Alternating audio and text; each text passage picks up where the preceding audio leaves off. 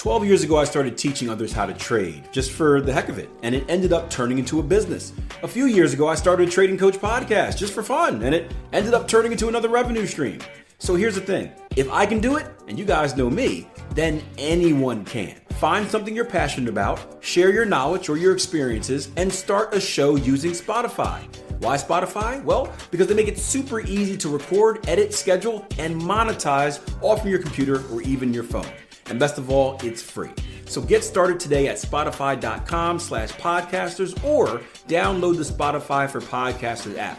And hey, if you need any help with podcast ideas or topics, let me know. I'll help you out.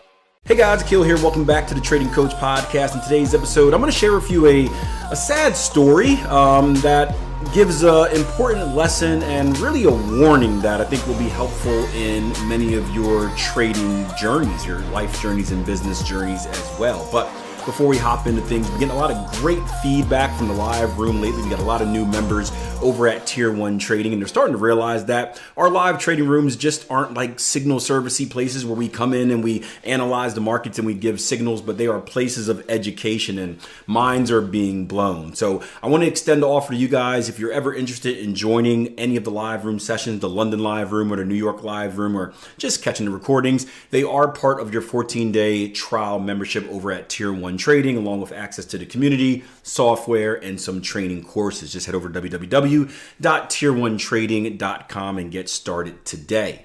Now, unfortunately, today I have a pretty sad story to share with you, and it comes from a trader that I've been talking to for, man, it's got to be over a year. I lose track of these things. Time flies so fast. But a trader I've been speaking to for a very long time, someone that is kind of in a situation where they got to do things the hard way. They can't necessarily afford the luxuries of most traders out there, but they still want to learn the skill of trading. And I'm someone who promotes that. The cool thing about trading is you don't need a bunch of money to become a successful trader. You can learn the skill of trading even if you don't have access to, coaching, even if you don't have access to buy books, right? The internet is an amazing place where not only can you watch a lot of amazing content, but you can connect with a lot of great traders as well, including myself. Not that I'm a great trader, but I'm someone that you can connect with.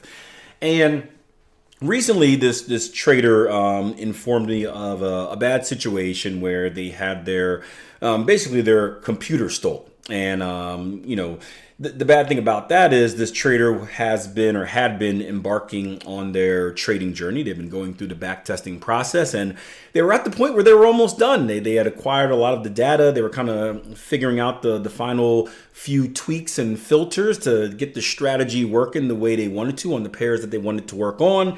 And they were getting ready to crunch the data and then head to that next all-important step, which is kind of finalizing the trading plan and going into the demo trading stage and then ultimately trading live.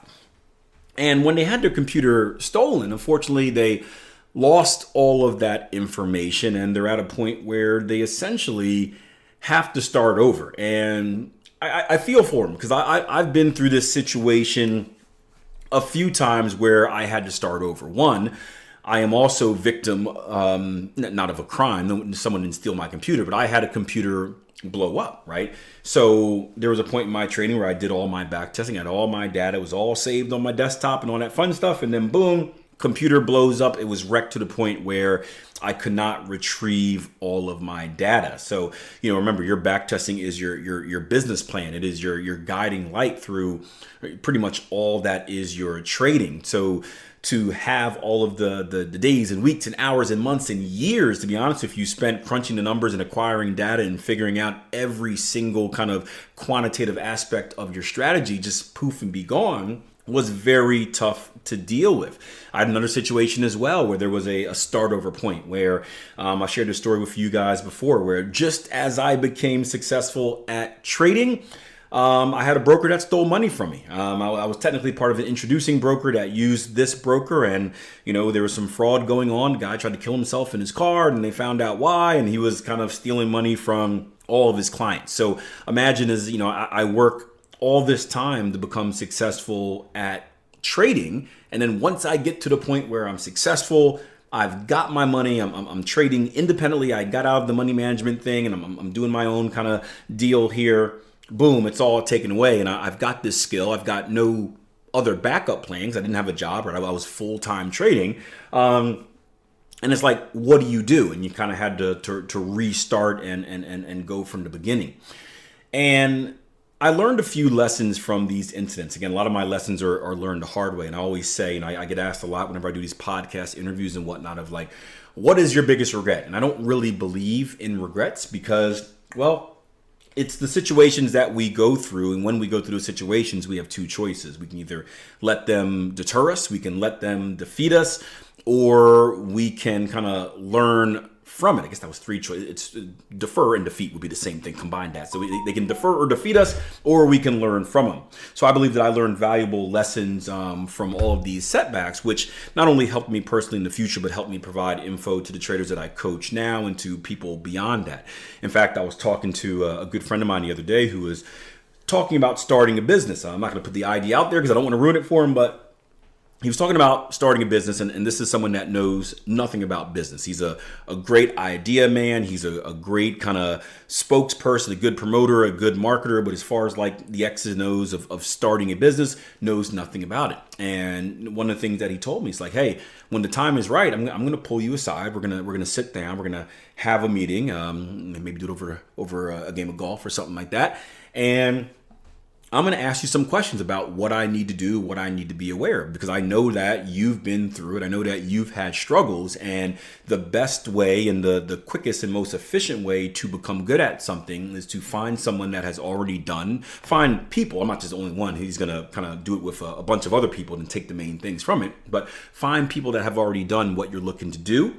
Pick their mind, follow them, learn from their lessons, and that's how I'm going to become successful. And that's what mentorship and coaching is to begin with. Not to make this kind of a mentor and coaching spiel, but I always say that you don't need mentorship or coaching to be successful. You can do it all by yourself. But mentorship and coaching is going to make that timeline so much shorter, because instead of you making all the mistakes that we did, we can kind of warn you ahead of time of, hey, don't do this, don't do that, or you're going to want to do this, or go left and don't go right and stuff like that. And it just makes that journey shorter, and you have less setbacks.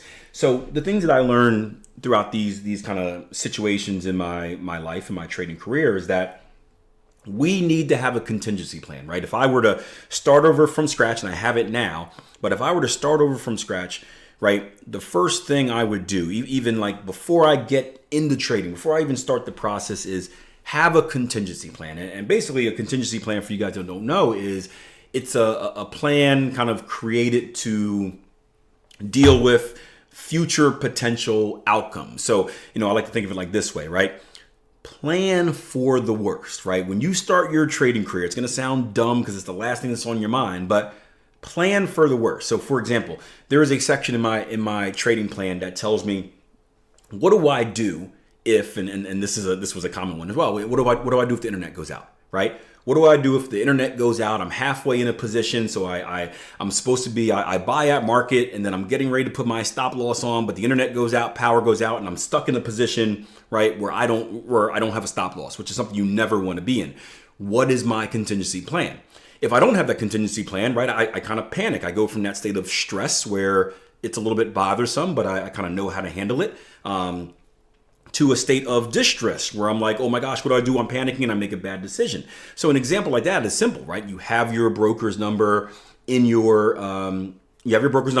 trading plan, right? These days it's a little bit easier because we all have apps on our phone as well. Like back when I started trading, like the platforms I used didn't have apps, so I couldn't go on the phone and access them and add and cancel orders and stuff like that. So I literally had my broker's email, I had my broker's phone number there, and because it did happen, when stuff like that happened, I call them up, hey, Akil, account number, blah, blah, blah, blah, blah, cancel this order or do this or put this stop loss on and blah, blah, blah, blah, blah, right?